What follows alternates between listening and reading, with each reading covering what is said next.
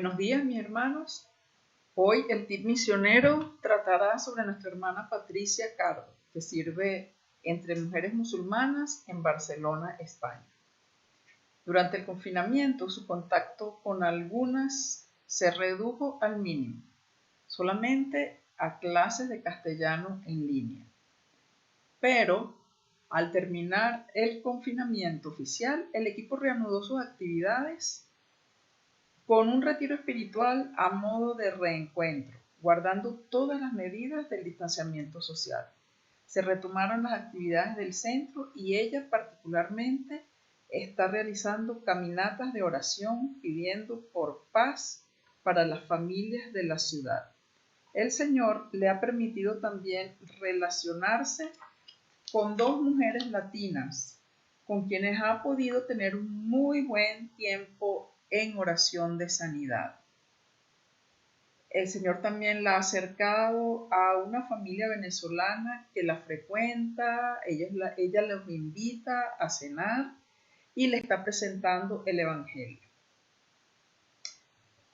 Y entonces ahora presentan un nuevo problema. El confinamiento parece que amenaza de nuevo.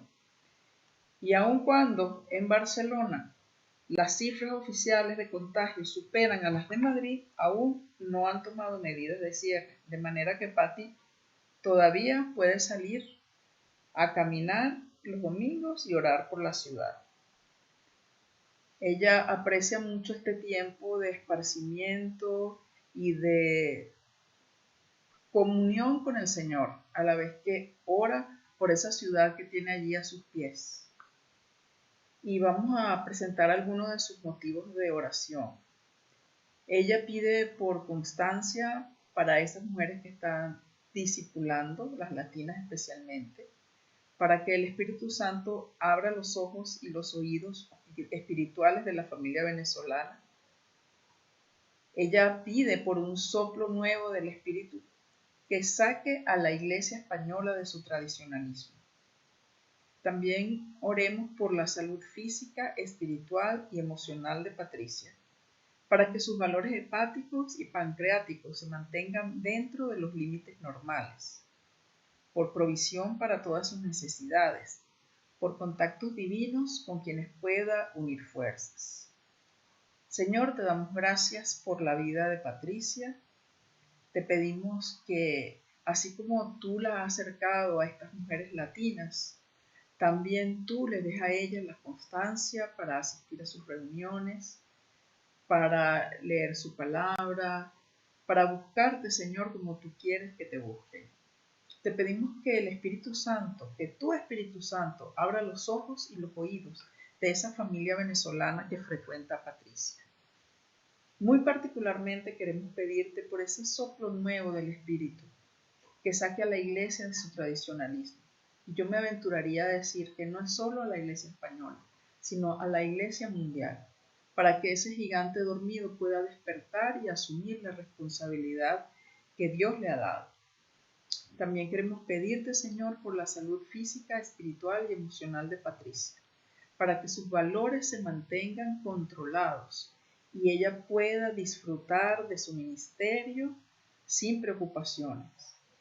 Señor, te pedimos que tú proveas para todas sus necesidades y que también proveas esos contactos divinos con quien ella va a unir fuerzas para continuar su ministerio. Te lo pedimos, Señor, en el nombre de Jesús. Amén.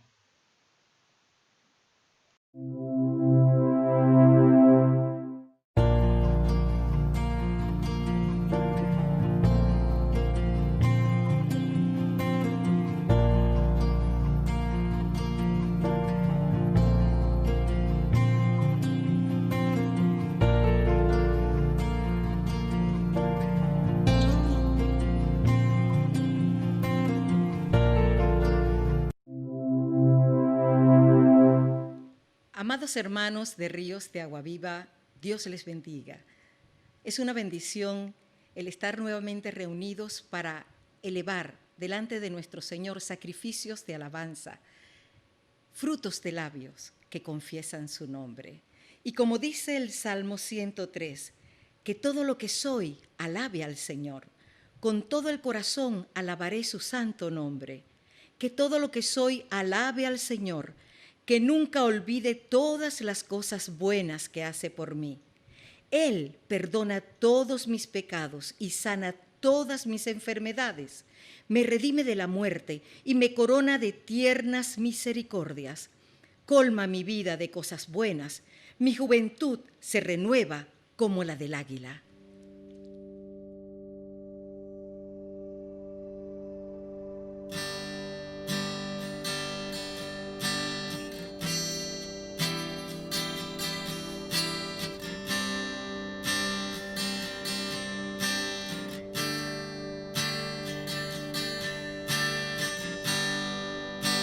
Es más que una canción, es más que palabras, es mi corazón rendido a ti, es lo mejor de mí, lo que vengo a darte.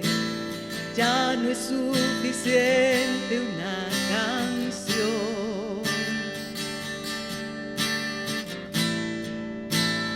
Que tú me pidas,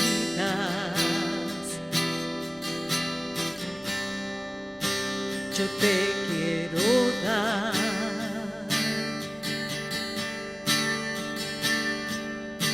No vengo a pedir, no vengo a buscar, solo vengo a darte mi ofrenda de amor.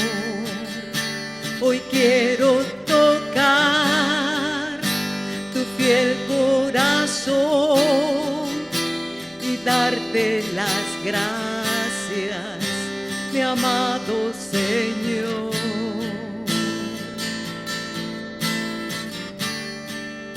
Hoy te vengo a bendecir a ti, a ti.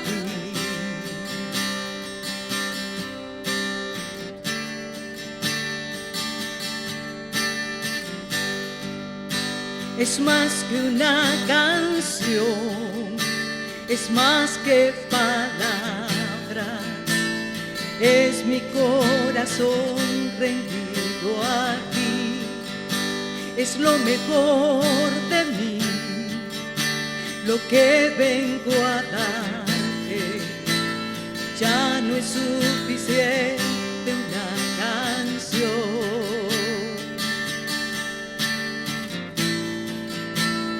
Que tú me pidas, yo te quiero dar.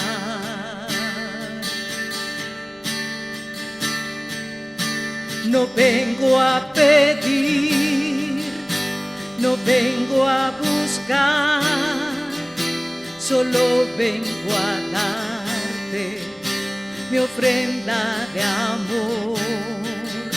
Hoy quiero tocar tu fiel corazón y darte las gracias, mi amado Señor.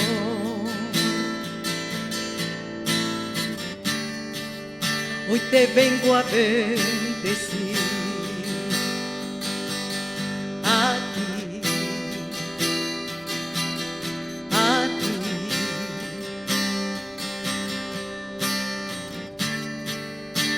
No vengo a pedir, no vengo a buscar, solo vengo a darte mi ofrenda de amor. Hoy quiero tocar tu fiel corazón y darte las gracias, mi amado Señor.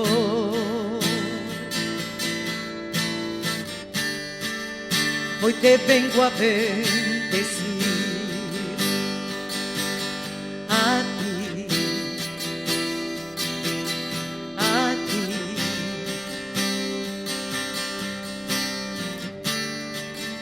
Hoy te vengo a bendecir decir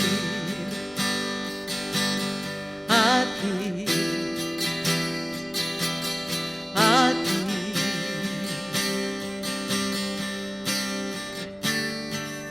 Hoy te vengo a bendecir. Y cómo no bendecirte, oh Dios de gloria, oh Cristo, cuando tú fuiste el sacrificio perfecto. Como dice en el libro de Hebreos, capítulo 9, versículo 11. Entonces Cristo ahora ha llegado a ser el sumo sacerdote por sobre todas las cosas buenas que han venido. Él entró en ese tabernáculo superior y más perfecto que está en el cielo, el cual no fue hecho por manos humanas, ni forma parte del mundo creado. Con su propia sangre, no con la sangre de cabras ni de becerros, entró en el lugar santísimo una sola vez y para siempre, y aseguró nuestra redención eterna.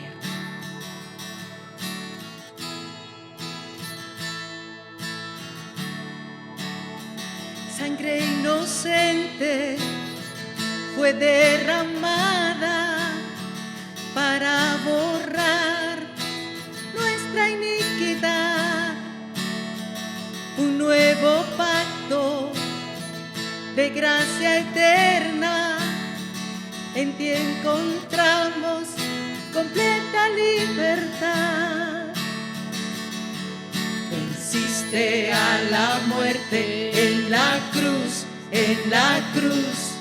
nos acercaste al Padre, hoy vivimos en tu luz. Perfecto sacrificio nos salvó, es por tu obediencia que tenemos redención. Venciste a la muerte en la cruz, nos acercaste al Padre, hoy vivimos en tu luz. Perfecto sacrificio nos salvó, es por tu obediencia que tenemos redención.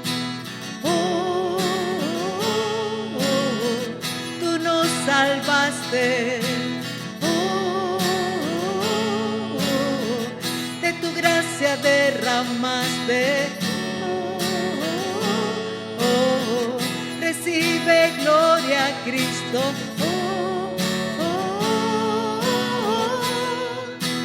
Tú eres digno, Dios, de ser adorado por la eternidad.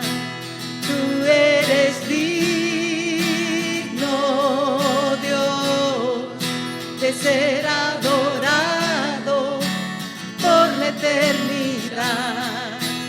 Tú eres digno, Dios, de ser adorado por la eternidad. Tú eres digno, Dios, de ser adorado por la eternidad. Venciste a la muerte en la cruz, nos acercaste al Padre, hoy vivimos en tu luz. Perfecto sacrificio nos salvó, es por tu obediencia que tenemos redención. Venciste a la muerte en la cruz, nos acercaste al Padre, hoy vivimos en tu luz. Perfecto sacrificio nos salvó, es por tu obediencia que tenemos redención. Gracias, Señor, por ese maravilloso y perfecto sacrificio. Y como dice el libro de Romanos, capítulo 8, versículos 35 en adelante, ¿quién nos separará del amor de Cristo? ¿Tribulación o angustia o persecución o hambre o desnudez o peligro o espada? Como está escrito, por causa de ti somos muertos todo el tiempo, somos contados como ovejas de matadero. Antes, en todas estas cosas somos más que vencedores por medio de aquel que nos amó. Por lo cual estoy seguro de que ni la muerte, ni la vida, ni ángeles, ni principados, ni potestades, ni lo presente, ni lo porvenir, ni lo alto, ni lo profundo, ni ninguna otra cosa creada nos podrá separar del amor de Dios que es en Cristo Jesús, Señor nuestro. Aleluya.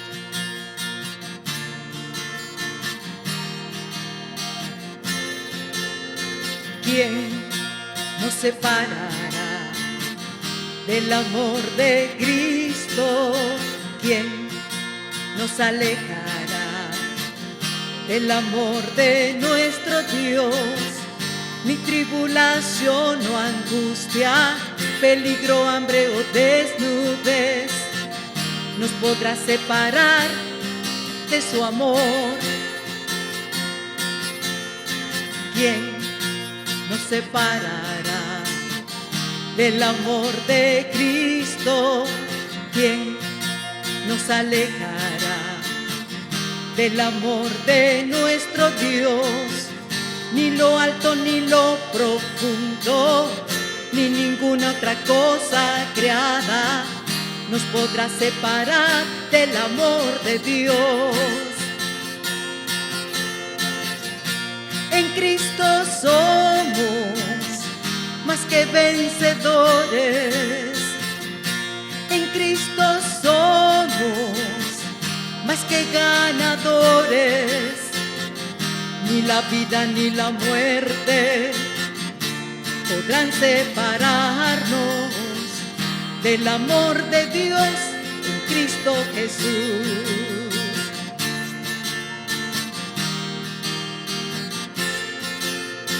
¿Quién nos separará del amor de Cristo? ¿Quién nos alejará del amor de nuestro Dios? Ni tribulación o angustia, peligro, hambre o desnudez nos podrá separar de su amor.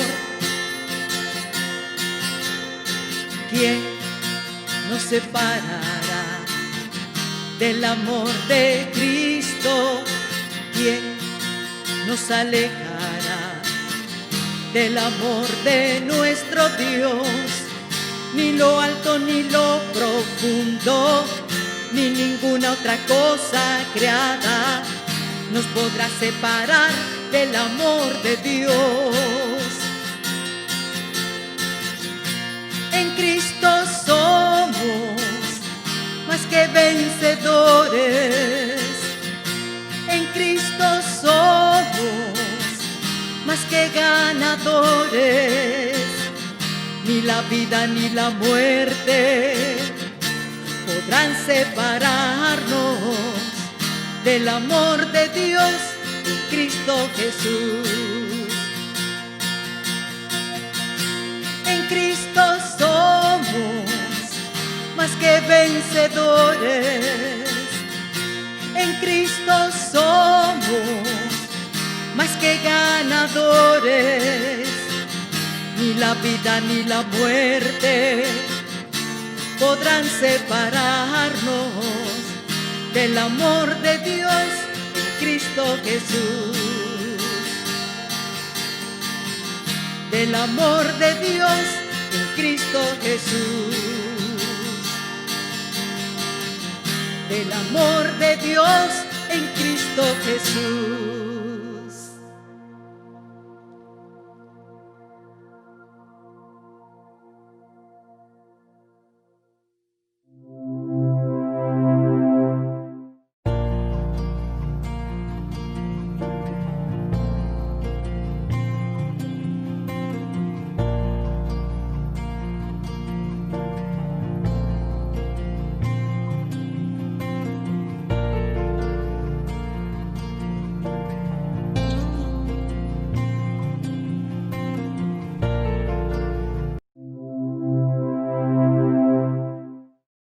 Gloria a mis hermanos en Cristo. Vamos a iniciar hoy nuevamente con este tiempo para compartir la palabra del Señor. Vamos a iniciar esta semana una serie de en 8 oportunidades. Vamos a conversar sobre el libro de Miqueas. Así que quisiéramos invitarles a mantener sus Biblias allí en sus casas abiertas en el libro de Miqueas, como también queremos invitarles a que en los próximos días puedan leer este libro muchas veces. Traten de leerlo porque los profetas menores, recuerden que este es el orden que aparece en el Antiguo Testamento. Miqueas es el profeta que está en el orden número 6 de los profetas menores. Hay 12 profetas menores y en el orden cronológico que aparece allí en el libro en nuestra Biblia, Miqueas aparece en el 6º lugar. Oseas, Joel, Amós y después viene Miqueas. Quisiera leer 2 de los versículos que para mí son, digamos, mis versículos favoritos de este libro, del libro de Miqueas. Primero el capítulo 6, el versículo 8, donde dice: el Señor te ha dicho lo que es bueno y lo que Él exige de ti, que hagas lo que es correcto, que ames la compasión y que camines humildemente con tu Dios. Hay otro texto que también me encanta, en el capítulo 7, versículos 18, 19 y 20, dice la palabra: ¿dónde hay otro Dios como tú, que perdona la culpa del remanente y pasa por alto los pecados de su preciado pueblo? No seguirás enojado con tu pueblo para siempre, porque tú te deleitas en mostrar tu amor inagotable. Volverás a tener compasión de nosotros, aplastarás nuestros pecados bajo tus pies y los arrojarás a las profundidades del océano.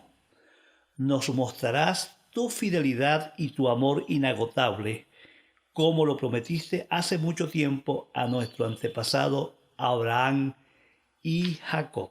Qué hermosos subtextos del libro del profeta Miqueas.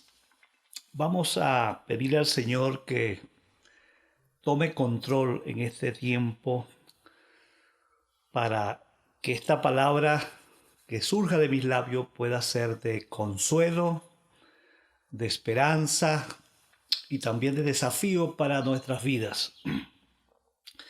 Padre, en esta mañana dedicamos este espacio a la gloria de tu nombre. Confiamos que tú eres el que vas a hablarnos. Tienes una palabra para tu pueblo.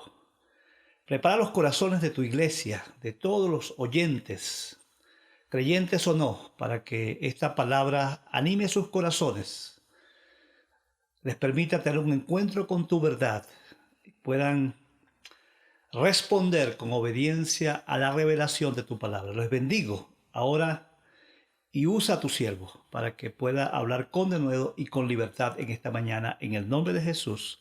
Amén. Mira que vivimos en un mundo donde la injusticia es algo muy común. No necesitamos ir muy lejos para hablar de este tema de la injusticia, porque la injusticia de alguna manera ha asaltado la vida del pueblo venezolano, aunque no es un mal único de los venezolanos, sino que la injusticia está presente en todo el mundo. En el caso venezolano, nosotros estamos viviendo situaciones muy concretas, muy específicas, muy reales, que nos afectan a todos profundamente.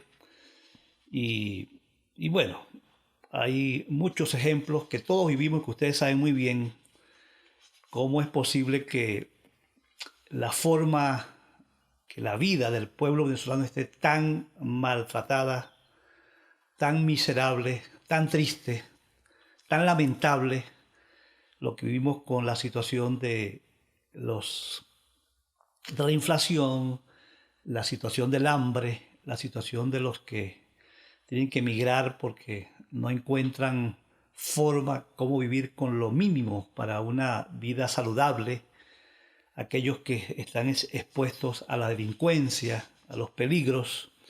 Bueno, el abuso de las autoridades en este momento para someter a un pueblo que está frustrado, que está dolido, que está desesperado. Entonces, si nosotros le ponemos la lupa a los cientos de manifestaciones de injusticia en nuestro propio contexto, bueno, vamos a encontrar una multitud de situaciones, una cantidad grande de ineficiencia, de corrupción, que ha traído como consecuencia que vivamos en un contexto donde hay demasiada injusticia. Y de verdad no quisiera ocupar mucho tiempo en eso, simplemente decir que todo lo que vivimos trae frustración, trae amargura, y estamos en un momento de tanto maltrato, injusticia, de tantas carencias, de tantas necesidades, que hay un sentido muy fuerte de frustración y también de amargura en el pueblo venezolano. Dese cuenta que la injusticia ha invadido todo. La familia, la religión está invadida por la injusticia, las instituciones están invadidas, y todo eso se debe a que nos hemos apartado de Dios. Los pueblos que no respetan a Dios, por supuesto, van a sufrir las consecuencias propias de la ira de Dios. Y yo no tengo ninguna duda, no tengo ningún problema en afirmarlo, que Venezuela es uno de los países que está bajo la ira de Dios por la condición de pecado en la cual se encuentra. Y nosotros, ante esta realidad, ¿cómo reaccionamos? ¿Cómo deberíamos actuar?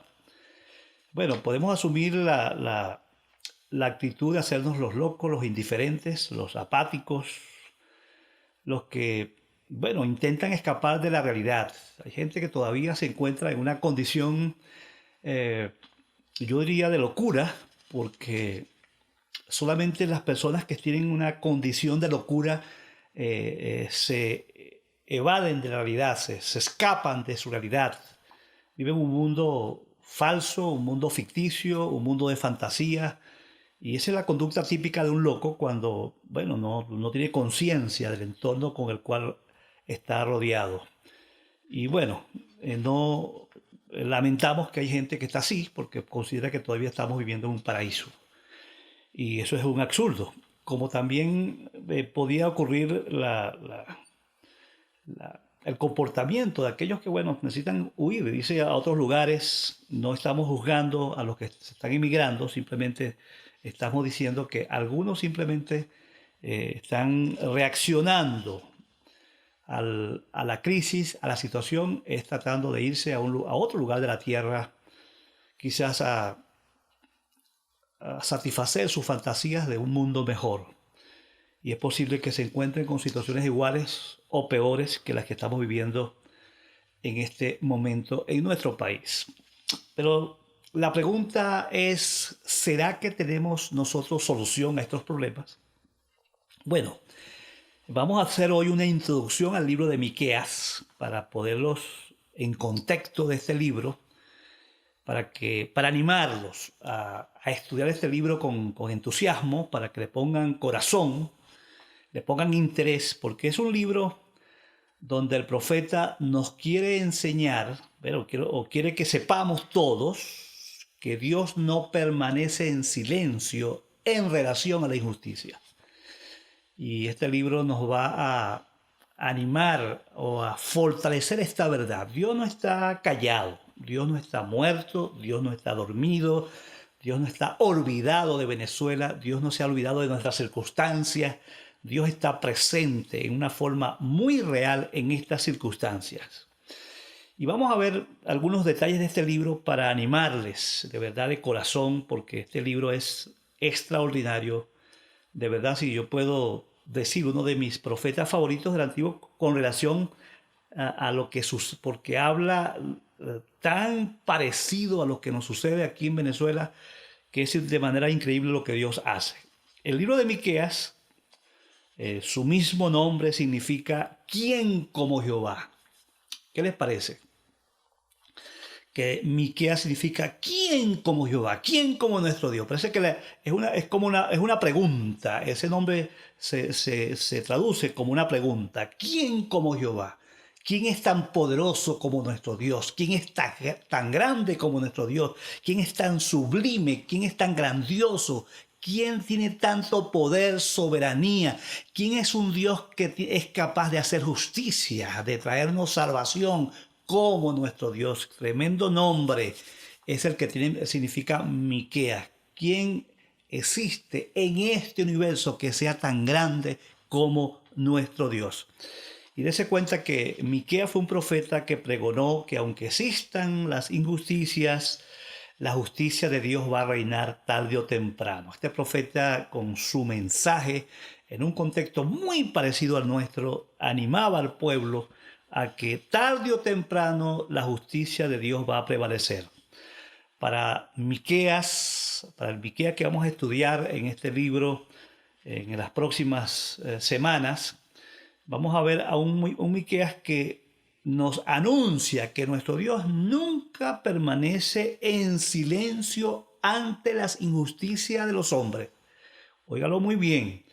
Ni mucho menos es un Dios que se olvida del sufrimiento de aquellos que estamos siendo maltratados. Bajo ninguna circunstancia Dios es un Dios ausente. Y Miqueas en su libro no solo está tratando de mostrar el comportamiento, el carácter, la naturaleza de un Dios que está presente en la cultura, en el mundo que nos rodea, que es soberano, que tiene control de todas las circunstancias, sino que es un profeta que anuncia esperanza, anuncia consuelo, anuncia que pronto vendrá un Mesías, un Salvador, que nos va a rescatar y las cosas van a cambiar si nosotros escuchamos el mensaje que Dios tiene para nosotros.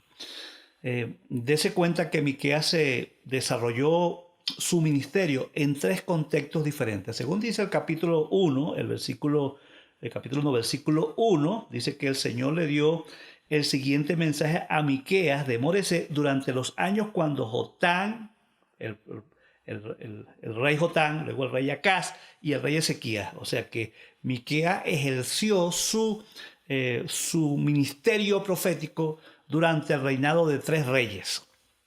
Dese cuenta que si usted revisa, por ejemplo, Segunda de Reyes 16 o Segunda de Crónicas 28 o revisa Segunda de Reyes 16 y el mismo Miqueas 2 del capítulo 1, versículo 2 al 7, vamos a encontrar que el contexto que vivía Miqueas, que vivían el reino de Judá en ese tiempo, era un contexto muy parecido. Mira, había invasión extranjera, habían problemas con invasión, tal como nosotros tenemos mucha invasión extranjera.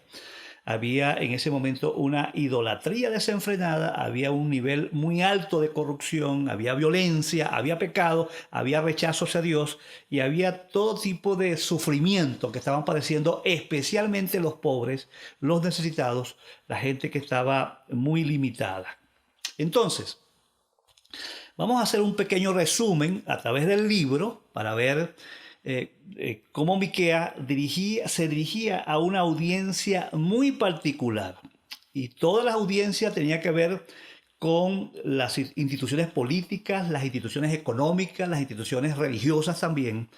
Y vamos a ver aquí, por lo menos, aquí tengo 5 puntos que resumen la estructura del mensaje que Miqueas tenía. Y vamos a ver cómo con este pequeño recorrido quiero animarles a que se interesen en el estudio de este profeta, porque de verdad Dios nos va a hablar de manera maravillosa. Dios tiene una palabra para nosotros en este tiempo, una palabra que nos va a fortalecer, nos va a desafiar, nos va a poner también el dedo en la llaga y nos va a retar a hacer cambios definidos, claros y concretos en nuestra vida ahora mismo. Muy bien, vea que Miqueas, en primer lugar, de los 5 puntos que quiero repasarles ahí rapidito como introducción al libro, Miqueas enfrentó a los poderosos burócratas de la clase alta. Si usted revisa Miqueas capítulo 3, versículo 1 al 3, dice: yo dije, escuchen, líderes de Israel, ustedes deberían saber cómo distinguir entre lo bueno y lo malo. Sin embargo, acuérdense que le está hablando a los líderes del gobierno, al rey, a los ministros, a los gobernadores, a los alcaldes, a los que ejercían en las instituciones, a los jueces. Y dice, ustedes deberían saber qué es bueno y qué es malo. Versículo 2 del capítulo 3. Sin embargo, ustedes mismos son los que odian lo bueno y aman lo malo. Mira cómo dice esta versión, dice, despellejan vivo a mi pueblo y le arrancan la carne de sus huesos. Versículo 3, sí, devoran la carne de mi pueblo, le arrancan la piel y le rompen los huesos, los cortan en pedazos como carne para la olla. ¿Qué les parece esta extraordinaria descripción que está haciendo aquí el profeta acerca de cómo las personas en autoridad del gobierno de Judá, en este contexto, en ese tiempo, ejercían el gobierno de una manera totalmente, digamos, negativa? Vemos que este mensaje que se dirige a los empresarios, a los políticos, a los magistrados, Miqueas enfrenta a todo el mundo. Ellos habían tomado ventaja de sus posiciones, habían tomado el poder para dañar, para corromper, para destruir y para maltratar a los pobres. Dese cuenta que en el mismo capítulo 3, en el versículo 9, dice, escúchenme, líderes de Israel, ustedes odian la justicia y tuercen todo lo que es recto. En el capítulo 7, 3 dice también, con ambas manos son hábiles para hacer el mal. Tanto los funcionarios como los jueces exigen sobornos. La gente con influencia obtiene lo que quiere y juntos traman para torcer la justicia. Dese cuenta cómo Miqueas es un profeta, un enviado de Dios para enfrentar la injusticia que impulsaban todos los poderosos, todos los que estaban en el gobierno, todos los que estaban en posiciones de autoridad. Y Miqueas enfrenta a todos los poderosos de su tiempo. No le importaba si estaban dentro de la religión o fuera de la religión. Todos fueron enfrentados. Ese es el primer punto. El segundo punto, énfasis del profeta, el segundo énfasis del profeta con su libro, lo encontramos en el capítulo 7, versículos 5 y 6, donde Miqueas hace alusión a los conflictos a nivel de familia. Y él indica con esos versículos, de alguna manera, que no se podía confiar ni en la gente más cercana. La situación del país había llegado a un nivel de pecado, a un nivel de maldad tan grande que los enemigos podían estar en tu propia casa, y no estamos muy lejos de esa realidad en nuestro contexto. Pues vamos a ver el capítulo 7, versículos 5 y 6. Dice, no confíen en nadie, ni en su mejor amigo, ni siquiera en su esposa.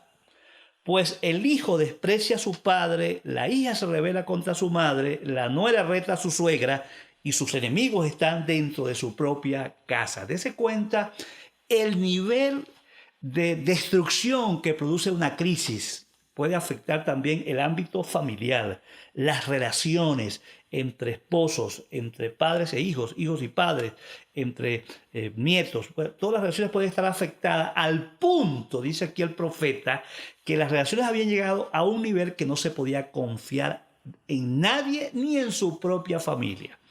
Vea que este otro énfasis que vamos a ver, y vamos a tocar ese tema en las próximas semanas, porque nos va a ayudar muchísimo, muchísimo a tocar los temas de familia y los conflictos que existen en medio de crisis como la cual vivimos. El tercer énfasis que vemos en el libro de Miqueas, Miqueas muestra que la religión estaba enferma. Bueno, nosotros no tenemos ninguna duda que aquí todo lo que se llame religión en este país, sea católico, evangélico, protestante, testigo de Jehová, lo que sea, estamos muy enfermos. Dese cuenta que el profeta aquí empieza a mencionar en este libro de manera clara y contundente que los mismos, digamos, predicadores de la religión de aquel tiempo, los predicadores, se habían desviado de la verdad a tal punto que estaban completamente ajenos a la realidad, como dije al principio. Están viviendo una nebulosa, están viviendo, digamos, un sueño, una ilusión, y engañaban a la gente diciendo que vivimos un tiempo de paz, que no hay juicio, que no hay problema, que en cualquier momento va a pasar algo y vamos a ser libres, vamos a ser felices. Ese tipo de mensajero. Vea que el capítulo 3, el versículo 5, dice, esto es lo que dice el Señor. Vea cómo el profeta denuncia a los falsos profetas, falsos maestros, falsos predicadores y pastores de las iglesias. Mira lo que dice. En el capítulo 3, versículo 5, esto dice el Señor, ustedes falsos profetas, llevan a mi pueblo por mal camino, prometen paz a quienes le dan de comer, pero le declaran la guerra a quienes se niegan a alimentarlos. Qué interesante aquí, en este versículo 5, que hace mención que ellos van a predicar para satisfacer a aquel que le daba dinero. Qué interesante, muy interesante. Cualquier relación con la realidad que vivimos en Venezuela es pura coincidencia. Mira, el versículo 11 dice, ustedes gobernantes toman decisiones con base en soborno, y después dice, y ustedes sacerdotes enseñan las leyes de Dios solo por dinero. Ay, papaíto. Solo por dinero. Ustedes profetas no profetizan a menos que se les pague. Sin embargo, todos alegan depender del Señor. Nada malo nos puede suceder, dicen ustedes, porque el Señor está entre nosotros. Dese cuenta cómo el profeta denuncia que la vida religiosa, la vida espiritual del pueblo de ese tiempo estaba tan contaminada que lo que se supone son las personas que ayudan a conducir al pueblo, a las ovejas a Dios, estaban corrompidos, estaban engañados y llevan al punto de predicar de acuerdo a quien le pagara mejor. Hasta eso hemos llegado y no estamos nosotros lejos de esa realidad.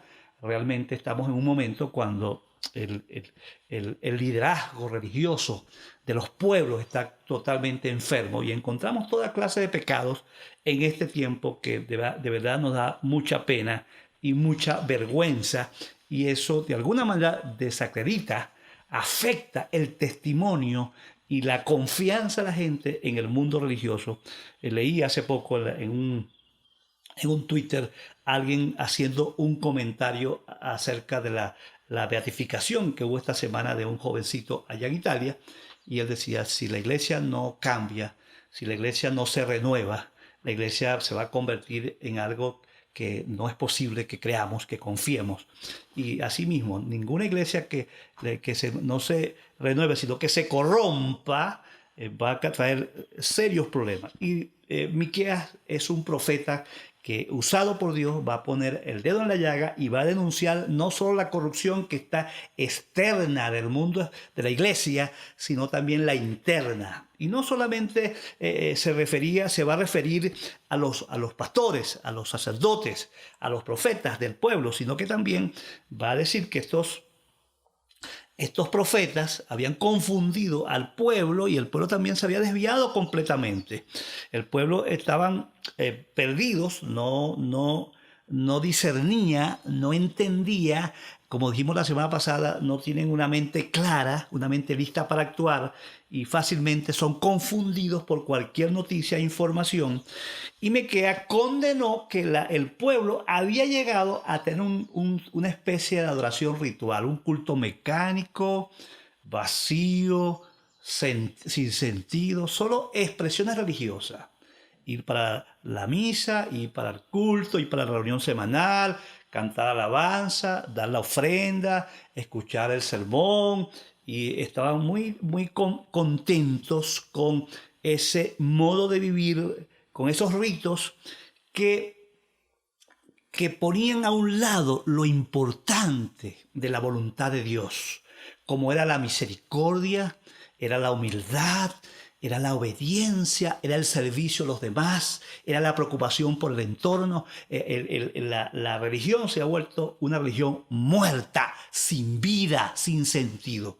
Yo particularmente le doy gracias a Dios porque este confinamiento nos dio un golpe, nos estremeció, nos llamó la atención y nos está diciendo: tenemos que cambiar, tenemos que renovar.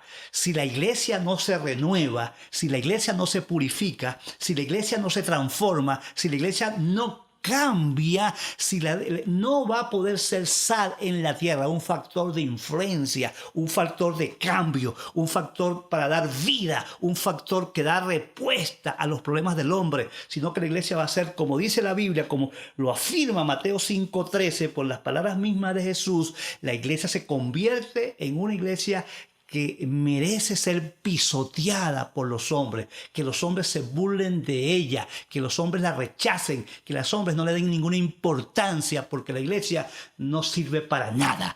Esas fueron las mismas palabras de Jesús, el juicio hacia una iglesia que deje de ser sal, que deje de ser factor de influencia y de cambio. Me encanta una información que escuché de este famoso teólogo y pensador, filósofo cristiano César Vidal, acerca de lo que el año pasado, en el 2019, un evento importante de aquellos que defienden la ideología de género allá en Bogotá, Colombia, y que en el documento final de ese evento, donde se reunieron representantes del mundo entero, de los que impulsan esa agenda de la ideología de género, de que todos los géneros son válidos, sexuales me refiero. Entonces ellos dijeron que había un problema que había impedido que la agenda esté frenada, limitada, y afirmaban en forma directa en ese documento, sería bueno que ustedes lo investigaran y lo buscaran.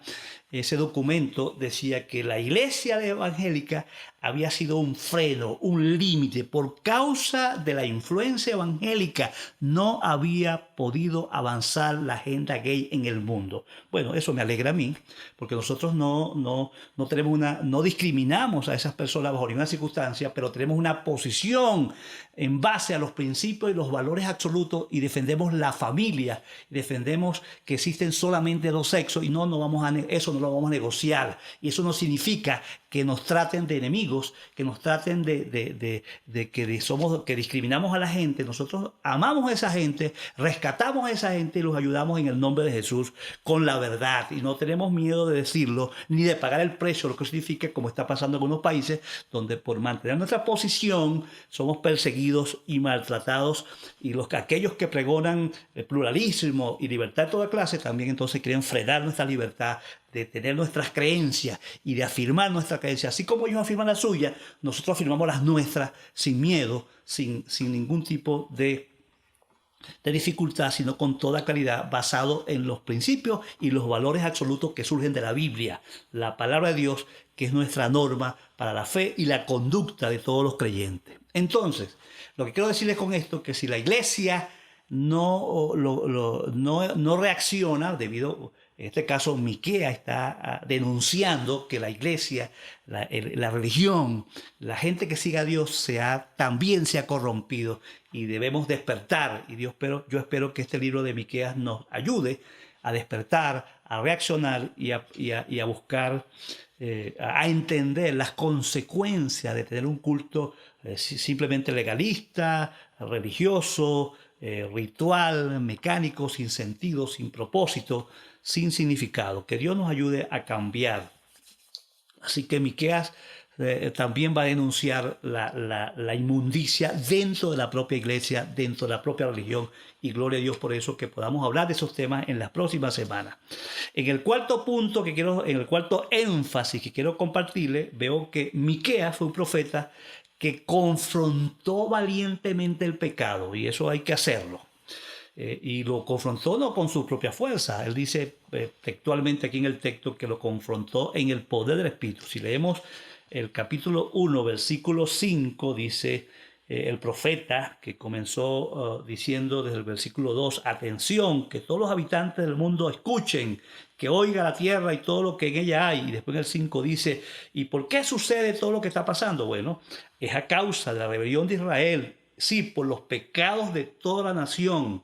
¿Y quién es culpable de la rebelión de Israel? Y así comienza a enfrentar el pecado en una forma muy clara y contundente. Y entonces uno va al capítulo 3, versículo 8, y dice otra vez Miquea, yo en cambio, dice, ve cómo se expresa, cómo se presenta, estoy lleno de poder, lleno del Espíritu del Señor, estoy lleno de justicia y de fuerza para denunciar con valentía el pecado y la rebelión de Israel. Qué bueno, la valentía. De alguna manera nosotros necesitamos así profetas como Miquea que en este tiempo tengan la valentía de enfrentar el pecado, que no jueguen, que tengan poder, que tengan rectitud en su vida, pero también tengan valentía para decir las cosas como son, como lo dice la Biblia. Entonces, Miquea fue un profeta que anunció de forma clara, denunció el pecado en el pueblo y denunció todo tipo de injusticia y exigió un cambio en el pueblo. Fue fuerte. Por eso allá en Miqueas 6:8, el texto que le leí al principio, él dijo, hombre, ¿qué te ha declarado lo que es bueno? ¿Qué requiere Jehová de ti? ¿Qué requiere el Señor de nosotros? Bueno, solamente hacer justicia, amar la misericordia y caminar humildemente ante nuestro Dios.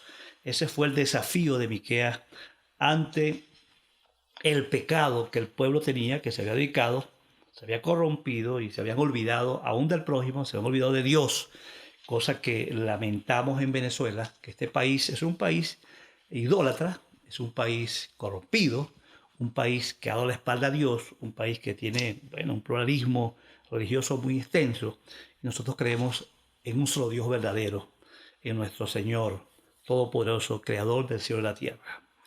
Y en último lugar, en ese quinto énfasis, vemos que Miqueas también anunció que a pesar de la situación que se vive, difícil, angustiosa, de invasión extranjera, de injusticia, de corrupción, de que todo estaba mal y que aún había juicio de Dios sobre el pueblo, Jeremías fue un profeta que también dice que un día el Dios que tiene ira, el Dios que castiga, también es un Dios que tiene misericordia, va a aparecer ese Dios y va a traer salvación a su pueblo. Nosotros lo creemos.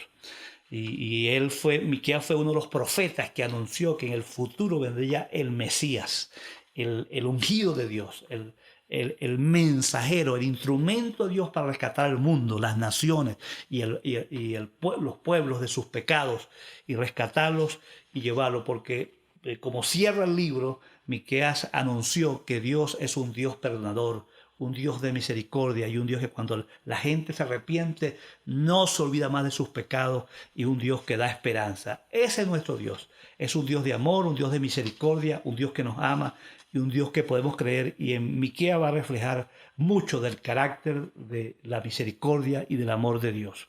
Entonces, para concluir esta pequeña introducción al libro de Miqueas, para animarlos a estudiar, para que se den cuenta que es un libro que cae como anillo al dedo a nuestra situación política, económica y social que vivimos, que va a dar respuesta a nuestras angustias, a nuestras incertidumbres, a nuestras dudas, a nuestra inseguridad, a nuestros miedos. Este es un libro maravilloso para dar respuesta y que vamos a estudiar muy bien de aquí hoy, 7 semanas más, vamos a estar estudiando este libro. Y vamos a terminar este resumen diciendo lo siguiente.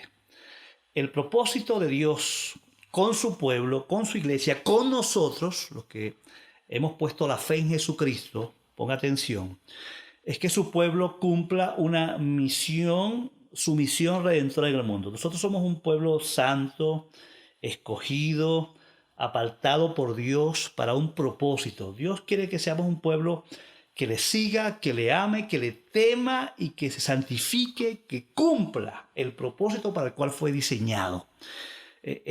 Por esa razón, nosotros debemos estar conscientes, como dice el mismo libro de Miqueas al final, en el versículo 20, que la promesa, si vamos al versículo 20 del capítulo 7, dice, nos mostrará tu fidelidad y tu amor inagotable, como lo prometiste hace mucho tiempo a nuestro antepasado Abraham y Jacob. ¿Qué le prometió? Bueno, que bendeciré a los que te bendijeren y maldeciré a los que te maldijeren, y en ti serán benditas todas las naciones de la tierra. Vea cómo este libro también se vincula con todo el plan de salvación que está escrito en la Biblia desde Génesis hasta Apocalipsis. Este libro está insertado dentro de ese plan y está recordando al pueblo que Dios va a cumplir su promesa y que la promesa de que Él apartó un pueblo misionero, un pueblo para cumplir una tarea, no debe olvidarse. Entonces, cuando Dios quiere recordarnos que existe un propósito de parte de Él para con nosotros, Dios quiere recordarle a su pueblo, a nosotros, que aún en medio de esta prueba, aún en medio de estas tribulaciones, Dios no ha olvidado, Dios no va a fracasar, Dios no se va a desviar bajo ninguna circunstancia, y ninguna de esas circunstancias tampoco va a afectar ese diseño, ese propósito, esa dirección que Dios ha establecido para nosotros. Nosotros somos un pueblo misionero, un pueblo redimido por la sangre de Cristo. Nosotros somos un pueblo que está llamado a cumplir una misión en este mundo. Y esa misión es hacer discípulos a todas las naciones. Somos un pueblo que está apartado para transformar el mundo que nos rodea, con la tarea de ser un pueblo santo, pero a la vez un pueblo que transmite el mensaje de Dios a todo ser humano en la tierra.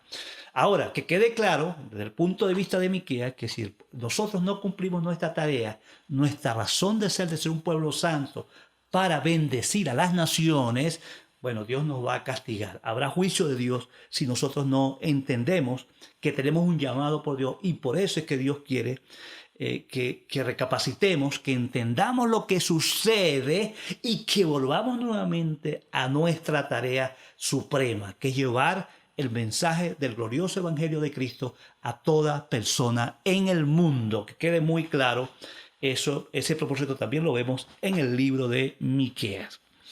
Hay una segunda cosa muy importante que quiero considerar, es que Dios juzga, y que no debemos olvidar nadie, en base a este libro, Dios nos va a recordar que Dios juzga el pecado donde quiera que se encuentre.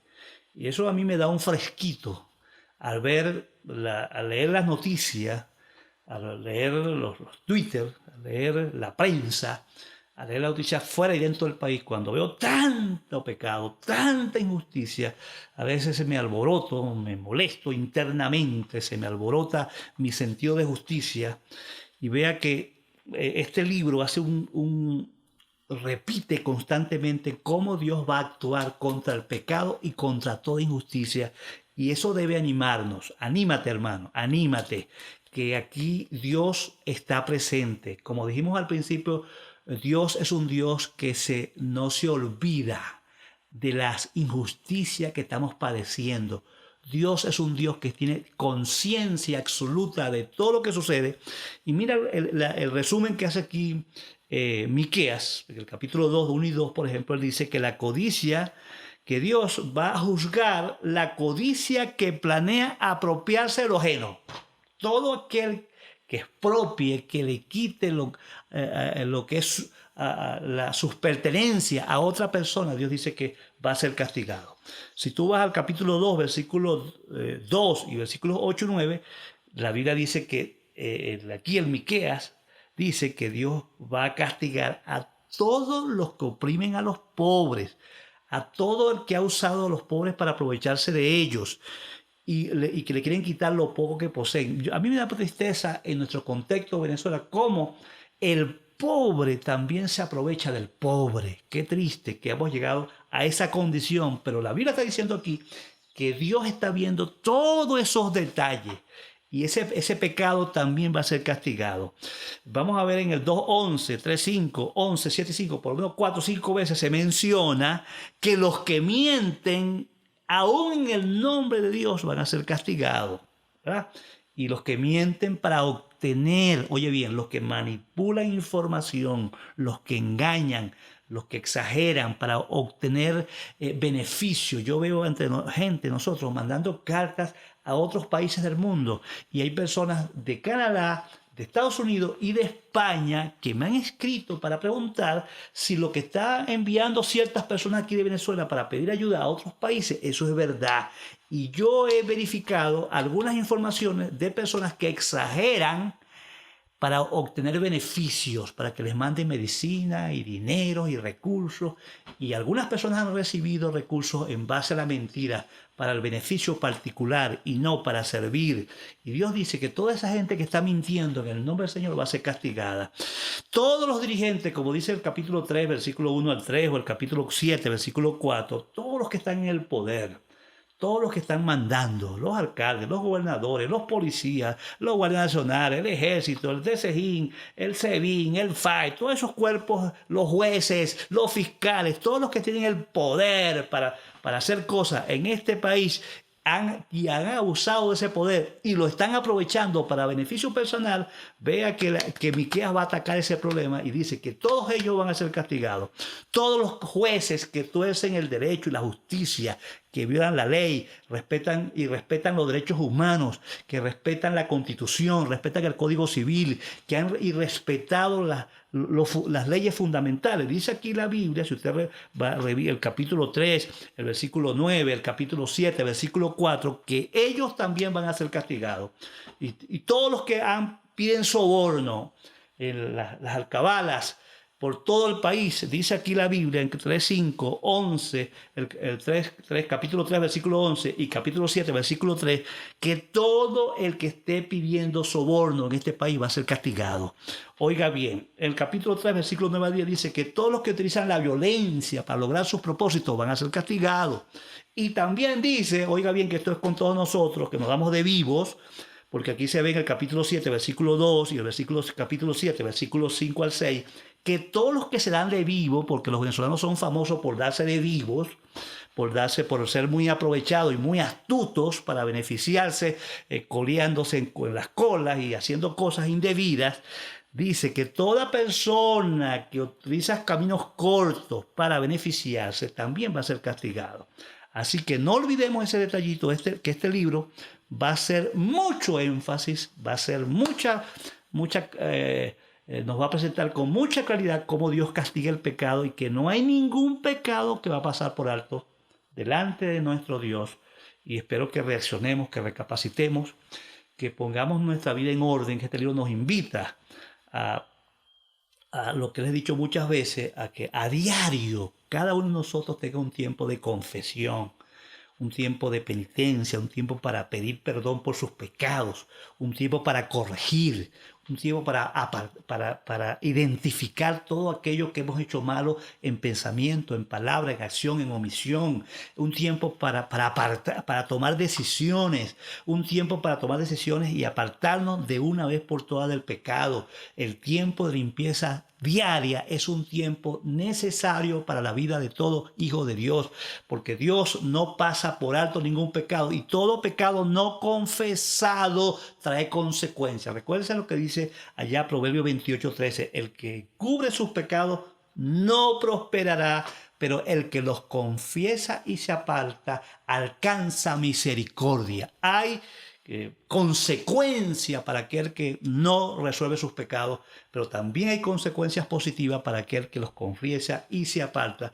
Y no olvidemos lo que dice 1 Juan 1:9, que si confesamos nuestros pecados, nuestro Dios es fiel y justo para perdonarnos y limpiarnos de toda maldad. Para concluir, hermanos, quiero decirle que Dios quiere para este tiempo profetas como Miqueas, profetas que confronten la injusticia, que digan la verdad, que confronten el pecado, que pongan el dedo en la llaga, que sean directos, que sean valientes, que no sean cobardes, que no estén predicando para quedar bien con la gente, que digan las cosas como hay que decirlas, pero también profetas que tengan un mensaje de parte de Dios para traer compasión, para traer misericordia y ánimo a la gente. Entonces, nunca olviden que Dios es un Dios que castiga el pecado y que bajo ninguna circunstancia va a jugar con el pecado. Dios es fiel. Y en medio de todo este libro vamos a encontrar que Dios es fiel a sus promesas y Él prometió que va a enviar un Salvador, que Él nos va a sacar de condiciones nefastas. Dios nunca, así como Dios nunca abandonó a su pueblo rebelde, a su pueblo pecador, allá en el desierto por 40 años. Y por 40 años Dios cuidó a ese pueblo, por 40 años en su desierto, en su esclavitud, en su tragedia, en su dolor. Dios estuvo allí amando, protegiendo y proveyendo aún el alimento para este pueblo. Igual, nuestro Dios siempre promete, y especialmente si nos arrepentimos, si nos apartamos del pecado, si buscamos a Dios, si enderezamos nuestra vida, Dios nos promete que nos va a cuidar, que nos va a bendecir, que nos va a dar salud, que nos va a prosperar y que tendremos una larga vida. Esas son promesas de Dios. Dios siempre, aún en medio de la injusticia, Dios pastorea a su pueblo. En medio del dolor, Dios está presente. Aunque, como decía el salmista, aunque yo ande en valle de sombra, de muerte, no temeré mal alguno, porque nuestro Dios estará conmigo. Dios, no olvidemos, hermano, Dios es justo y hace justicia. Dios no ha olvidado a Venezuela. Dios no te ha olvidado a ti que estás escuchando aquí. Aquí estás en tu casa ya con tu angustia, con tu tristeza, con tu pena, con tus miedos, con tus incertidumbres, con tus molestias, tus frustraciones por lo que ves, por lo que sientes y por lo que sufres. Quiero decirte que Dios no nos olvida a ninguno de nosotros, y el libro de Miqueas va a ser un libro que nos va a animar, nos va a fortalecer, nos va a dar promesas para que yo sea sólido, fuerte y pueda resistir los embates de un mundo difícil. Pongamos, mis hermanos, nuestra confianza en Dios. Que Dios nos ayude y que Dios use este libro, este libro de Miqueas, para bendición de su pueblo, para que de una vez por todas salgas de toda incredulidad y puedas confiar en un Dios que tiene control de Venezuela y que no se olvida y no pasa por alto ninguna injusticia que esté pasando ahora. Dios te guarde y Dios te fortalezca ahora y siempre. Amén.